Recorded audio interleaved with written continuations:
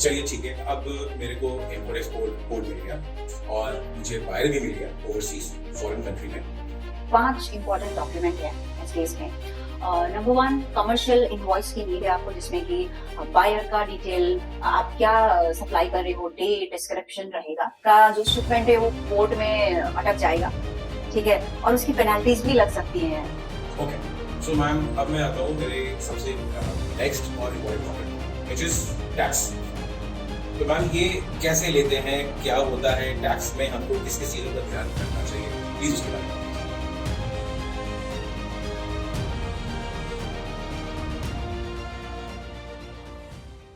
Hello friends, आज का episode उन सब के लिए है जो इंडिया से एक्सपोर्ट शुरू करना चाहते हैं।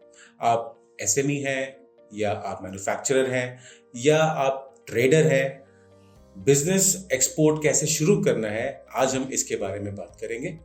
और हमारे साथ में हैं सीए रितु भंडारी, जो कि डॉक्यूमेंटेशन एंड एक्सपोर्ट में एक्सपर्ट हैं और ये हमें आगे हमारे जो क्वेश्चंस हैं उसके बारे में उसके हमें आंसर्स देंगी। So ma'am, first of all thank you so much. Thank you so much. Ma'am, export के लिए सबसे पहली चीज़ क्या होती है? एक्सपोर्ट के लिए सबसे पहली चीज़ क्या होती है, उससे पहले मैं एक छोटी सी बात बताना चाहूँगी कि कोई भी एक एक्सपोर्टर होता है वो सबसे पहले ये सोचता है कि मैं एज एन इंडिविजुअल इन बिजनेस एंटिटी फॉर्म करूँ या फिर कंपनी बनाऊँ, तो बिजनेस स्ट्रक्चर क्या होना चाहिए, पहले मैं इसके बारे में थोड़ा सा बताना चाहूँगी। बिजनेस स्ट्रक्चर आपका एक सिंगल ओनरशिप, सोल ओनरशिप, जिसको कि प्रोप्राइटरशिप फर्म भी बोलते हैं, वो भी हो सकता है, या आप प्रॉपर एक कंपनी पार्टनरशिप फर्म भी बना सकते हो, किसी के साथ आप पार्टनरशिप में कर रहे हो, in that case. So coming back to your question कि एक्सपोर्ट के लिए सबसे पहला डॉक्यूमेंट, सबसे पहला कंप्लायंस क्या है, इम्पोर्ट एक्सपोर्ट कोड, जिसको कि आईईसी भी बोलते हैं, that is the mandatory first document you will need as a exporter. So IEC मतलब कि import export code is just like a export license for you. तो मैम ये मिलता कैसे है? क्या गवर्नमेंट के चक्कर लगाने पड़ेंगे जैसे होता है?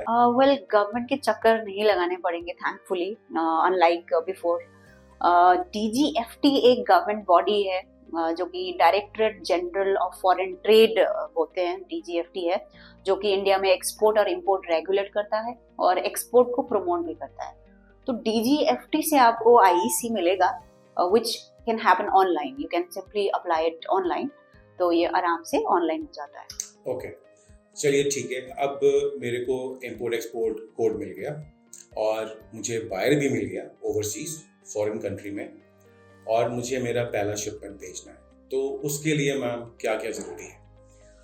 वेल, इन दिस केस मैं आपको बताना चाहूँगी कि 5 इम्पॉर्टेंट डॉक्यूमेंट है इस केस में। नंबर 1 कमर्शियल इनवॉइस की नीड है आपको, जिसमें कि बायर का डिटेल, आप क्या सप्लाई कर रहे हो, डेट, डिस्क्रिप्शन रहेगा। नंबर 2 आपका पैकिंग लिस्ट, ठीक है, जिसमें कि आपका क्या आइटम है, क्वांटिटी क्या है, डायमेंशंस क्या है प्रोडक्ट के, वो रहेगा। और नंबर 3 आपका शिपिंग बिल रहेगा, जो कि कस्टम के लिए आपको नीड होगी, कस्टम पे जहाँ से आपका सामान आगे जाएगा। नंबर 4 आपका बिल ऑफ लीडिंग या एयरवे बिल आप बोल सकते हो, जो कि आपको ट्रांसपोर्टर देगा। And number 5 is the certificate of origin.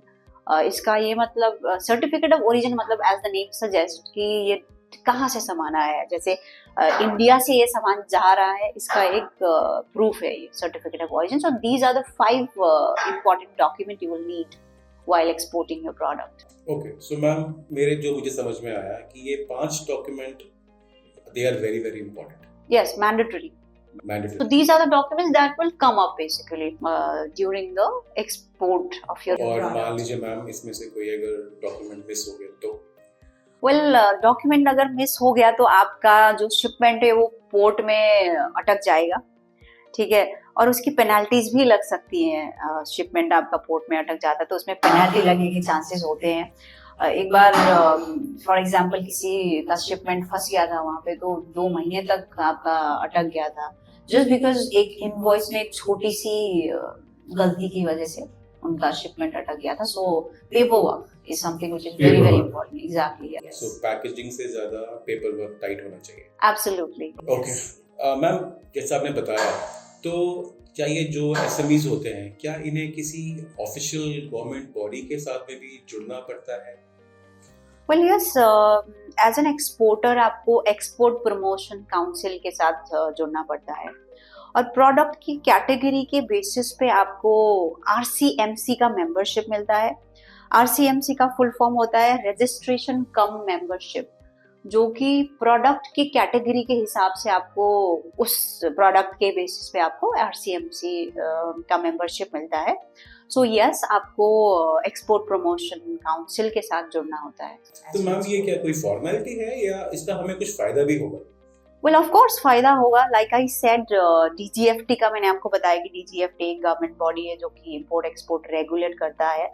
So if you are member of Export Promotion Council, then of course there are benefits. Benefits में आपको export incentives और आपको export के guidelines और क्या trend है, updates क्या है market में, plus trade fairs हो गए, इन सब चीज़ों का आपको benefit मिलता है as a member. So it's not just a formality. Of course there are benefits of it. Okay. So ma'am अब मैं आता हूँ मेरे सबसे नेक्स्ट और इम्पोर्टेंट टॉपिक पे, विच इज टैक्स। तो मैम ये कैसे लेते हैं, क्या होता है टैक्स में, हमको किस किस चीज़ों का ध्यान रखना चाहिए, प्लीज उसके बारे में बताइए। Sure, tax obviously it's a very very important topic. So as an exporter, GST जो है आपका एक जीरो रेटेड सर्विस है फॉर एक्सपोर्ट। आपको पता ही होगा इंडिया में अब तो जीएसटी के बहुत सारे मीम्स भी बनने लगे हैं, आपको पता है हर चीज में जीएसटी लगता है, राइट? बट एक्सपोर्ट एक ऐसा बिजनेस है जिसमें आपको जीरो जीएसटी पे करना होता है। So export, that is why it is called a zero rated GST, right? तो आप एक्सपोर्ट के केस में जीएसटी नहीं लगता है। सो आप पूछोगे कि कैसे, मतलब इज देयर एनी प्रोसेस? तो यस, इसमें होता क्या है, अच्छा by the way it's a zero rated GST, but आप कोई सर्विस या प्रोडक्ट परचेज करते हो टू मेक योर प्रोडक्ट जो कि आप एक्सपोर्ट करोगे, और आपने जीएसटी पे करा है फॉर ऑन योर परचेज, आपने कुछ सामान लिया, आपने उस पर जीएसटी पे किया फॉर एग्जांपल, तो वो जीएसटी भी आपको एज अ रिफंड वापस मिल जाएगा। मैम कैसे लेते हैं रिफंड? इसके दो तरीके होते हैं। जीरो जीएसटी का जो सिस्टम है उस पे आप जब सेल करोगे आप एलयूटी लोगे, जिसका कि लेटर ऑफ अंडरटेकिंग बोलते हैं जिसको। तो एलयूटी के बेसिस पे आप एक्सपोर्ट करते हो, तो जीरो रेट के हिसाब से आप एक्सपोर्ट करते हो। और नंबर 2, मान लीजिए आपने एलयूटी नहीं लिया हुआ है, आप आईजीएसटी पे करके सेल कर रहे हो, तो उस केस में क्या होता है कि आपको रिफंड अप्लाई करना होता है। सो रिफंड का भी प्रोसेस अपने आप में एक प्रोसेस है, जो कि paperwork is something which is very very important in refund as well. Yeah. Okay. So ma'am हमारे व्यूअर्स के लिए और जो कि अभी नए हैं या वो प्लानिंग कर रहे हैं, जिसके बारे में आज हम बात कर रहे हैं, तो मैम इनके लिए आपके लिए एज पर योर एक्सपीरियंस एक गोल्डन टिप क्या होगी?